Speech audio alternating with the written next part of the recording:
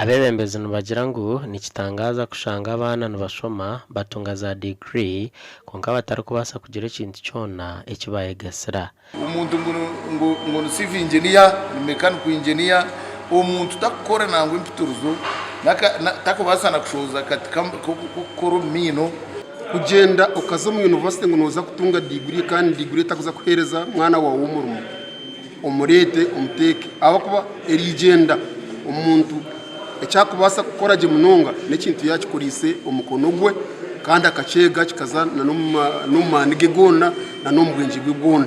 Just put the workpiece and you go on your computer, use your mouse, you stay moving the tool as it is cutting the workpiece. Sambagweri orukura UTC Bushenyi ashabire gavumenti okubongyera sente babase kuchendeza abishare barukushabura umwana orukushomera kahaya. So twatunga chairpersons ba LC5 Bushenyi, Buhweju, Shema, Mitoma, Rubirizi hamuna na Bushenyi henyini hamuna ba RDC. So ni ngoza kusima bakuru abo habo kwija kandi nokora ibice byokoro nokutwalira kali yitwa mukuru wihanga president hamuna mama Janet Museveni nyakuri minister wa ebinyegesa.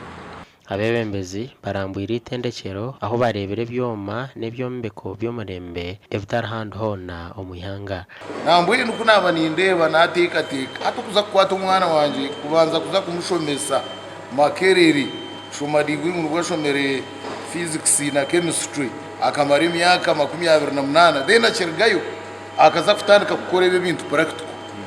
Nubwo ngaba mutandikiso musini yakana umwana akora nakorebi mpaka harigirira diguri kandi amherwa ibintu yakora yegere naje kubitwara muherezo umurimo kikwetaga nakushaba n'umurimo nakurisa mugezige nakurisa ubwenge bwe kanabaho kanatebekana.